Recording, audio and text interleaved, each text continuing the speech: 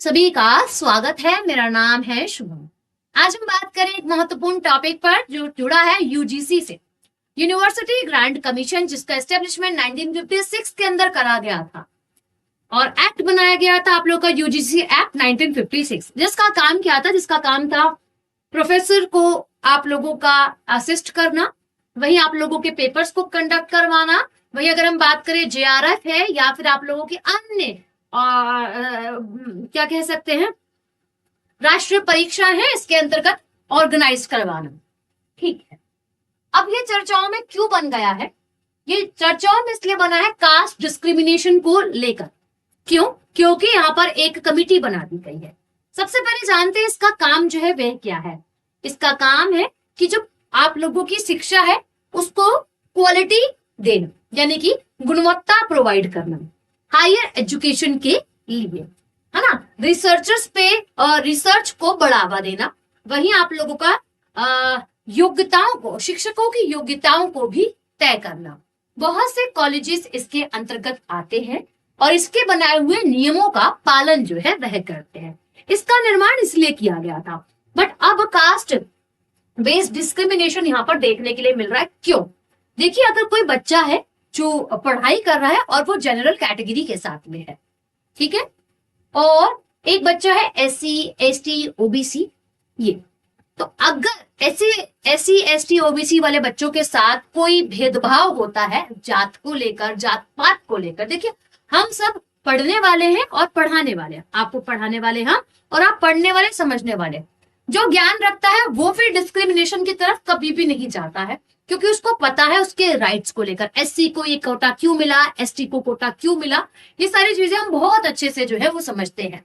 ठीक, बट अब क्या हो रहा है? अब यहाँ पर आप लोगों की यूजीसी ने बना दी है एक आप लोगों की कमिटी, एक समिति बना दी है कि अगर कोई व्यक्ति या फिर कोई स्टूडेंट क्या कर रहा है एससी एसटी ओबीसी वाले स्टूडेंट्स के साथ, है ना, जिसे हम बोल रहे हैं जिन्हें बेसिकली कोटा मिलता, उनके साथ अदर बैकवर्ड क्लासेस के साथ डिस्क्रिमिनेट कर रहा है, कलर को लेकर, जाति को लेकर, स्थान को लेकर कि वो यहां से बिलोंग करता है, या फिर पर्सनल दुश्मनी ही क्यों ना हो, इसको लेकर अगर वह ब्लेम कर रहा है और आरोप लगा रहा है तो क्या होगा? तो एक्शन लेगी ये कमिटी, पनिशमेंट देगी। अब इसका विरोध किया जा रहा है, इस कमिटी का। क्यों विरोध किया जा रहा है? एक मेजर कारण है इसको विरोध करने का, वो ये है कि आप बताओ कि कमिटी के पास कंप्लेंट गई है और वो कंप्लेंट का बिना उसे प्रूफ करे, उस व्यक्ति को जिसके अगेंस्ट आप लोगों की कंप्लेंट गई है, ठीक है, जनरल कैटेगरी के स्टूडेंट के लिए कंप्लेंट गई है, उसको दोषी मान लिया जाएगा। मतलब आप नतीजे तक नहीं आए हो और आपने क्या कर दिया, उस व्यक्ति को दोषी जो है वो सिद्ध कर दिया। ये सारी चीजें यहाँ पर देखने के लिए मिल रही है, इसलिए इसका अपोज जो है वह किया जा रहा है ना। यहाँ पर टारगेट होंगे कौन? मैम, बेसिकली जनरल कैटेगरी वाले बच्चे जिनके साथ आप लोगों का अनफेयर किया जाएगा और यहाँ पर झूठे एलिगेशंस भी लगाए जाएंगे, पेनल्टीज भी लगाई जा सकती है, सिर्फ और सिर्फ दुश्मनी के भी लेकर। एक बार इस आर्टिकल को, यानी कि जो दो आप लोगों के लगे हैं कि यूजीसी जो आप लोगों का विनियम 2026 जो है वो वापस लो, क्यों ऐसा कहा जा रहा है? देखिए, बिना सबूत के दोष को बेसिकली सिद्ध कर देना, है ना। आरोपी छात्र की शिकायत दर्ज होती है और दोषी उसे मान लिया जाता है, इसलिए तो इसको बोल रहे कि आप इसको वापस ले लो। वही अगर हम बात करें झूठी या फिर शिकायतों को दूर जो आप लोगों का व्यवहार किया जा रहा है, उसकी कोई सजा जो है वो नहीं दी जाएगी। यानी कि किसी बच्चे ने झूठे एलिगेशंस लगा दिए तो उस पर तो कुछ एक्शन लिया नहीं जाएगा, जिस पर लगाए गए उस पर एक्शन लिया जा रहा है ना। अच्छा, अब क्या है? अस्पष्ट और आप लोगों का अपरिभाषित शब्द, जैसे कि आप लोगों का निहित भेदभाव व्यक्तिगत तौर पर जो किए जा रहे हैं उनको लेकर। वही अगर हम बात करें आप लोगों से इरादा साबित किए बिना सजा मिल रही है, अनुच्छेद जो है कानून के समक्ष समानता की अगर हम बात करें तो उसका भी खतरा जो है हमें देखने के लिए मिल रहा है। दो स्तरीय न्याय प्रणाली का निर्माण किया जा रहा है, विश्वविद्यालयों को शक्ति का अधिक जो परियोजना है वह दी जा रही है, या फिर बहस से बच्चे जो है वो डर रहे हैं, तो इसको लेकर बोला जा रहा है कि आप इसे वापस ले लो, ज्यादा बेहतर है। जिस तरीके से आप पहले काम कर रहे थे वह काम करा जाए तो ज्यादा अच्छा रहेगा। No to UGC discrimination. अब डिस्क्रिमिनेशन अब ज्यादा पैदा हो जाएगा, जो पहले ऐसी चीजें नहीं थी अब ज्यादा आपको देखने के लिए मिल जाएंगी, है ना। अब बात क्या है कि नई गाइडलाइंस के तहत जो है वो आप लोगों का यूनिवर्सिटी में आप लोगों का कमेटी बनाई गई है, एससी एसटी ओबीसी पीडब्ल्यूडी और महिलाओं के प्रतिनिधि इसके अंदर जो है वो शामिल किए जाएंगे। वही अगर हम बात करें नई गाइडलाइंस के अकॉर्डिंग जाति आधारित भेदभाव को स्पष्ट रूप से परिभाषित किया गया है और आप लोगों का यहाँ पर डिस्क्रिमिनेशन का आधार में जो है वो चीजों को शामिल किया गया है, नए प्रावधानों को लागू किया गया है। तो इसके लिए आप लोग का ईओसी की काउंसलिंग दी जा रही है, बाहर की एजेंसियों से साथ तालमेल जो है वे किया जा रहा है, शिकायत पोर्टल को चलाने की बात करेगी, बहुत सारी चीजें इसके साथ करी जा रही है, ठीक है।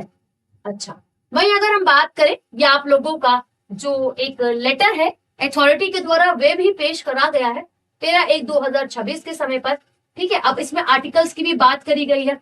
अच्छा, कभी कभी ऐसा होता है ना गाइस, हम देखते हैं कि लोग जो है वो झूठे डॉक्यूमेंट्स बना के जो है वो आप लोगों का फायदा लेते हैं, यानी कि रिजर्वेशन को लेकर काफी ज्यादा फायदा जो है वह लेते हैं। अच्छा, अब इसके अंदर आप लोगों का क्या चीजें कही गई है, अगर हम यहाँ पे थोड़ा सा गौर फरमाएं तो है कि आप लोगों का चंद्रावर्ती ने 10 साल में आप लोगों का SC ST एक्ट से प्राप्त किए 46 लाख रुपए। यानी कि अगर मैं बात करूं आप सभी से, यहाँ पे हुआ क्या है, यहाँ पर हुआ है एक सिंपल सी चीज, और इस चीज के अंदर क्या बोला गया है कि एक केस है जिसके अंदर आप लोगों का यहाँ पर 46 लाख रुपीस जो है वो आप लोगों के प्राप्त जो है वह करे गए हैं। और इसी के तहत अगर हम बात करते हैं तो एक सेकंड दीजिएगा, है, इसी के तहत अगर हम यहाँ पे बात करते हैं तो चीजें क्या है, तो चीजें ये है कि इन पर सजा जो है इनको सुनाई गई है। सिर्फ अपमानजनक भाषाएं नहीं, SC और ST एक्ट के तहत भी अपराध नहीं माना जा रहा है। शीर्ष अदालत ने आपराधिक कार्यवाही को रद्द कर टिप्पणी कहा है कि जाति के आधार पर जो है वो चीजें जो है वो अभी आप लोग नहीं देखेंगे। अच्छा, जाति के आधार पर अभी हमने देखा था SC और ST को भी क्रीमी लेयर के अंदर डालने की बात करी गई थी, जिसमें आप लोगों के जो SC ST हैं, जो अमीर हो चुके हैं, जो अच्छे ओहदे पर पहुंच चुके हैं, जो अमीर हैं, यानी कि जो फाइनेंशियली स्टेबल हो रखे हैं, उन लोगों को फायदा जो है वह दिया जाए, रादर देन जो आप लोगों के वो लोग हैं जो ऑलरेडी अमीर हो चुके हैं।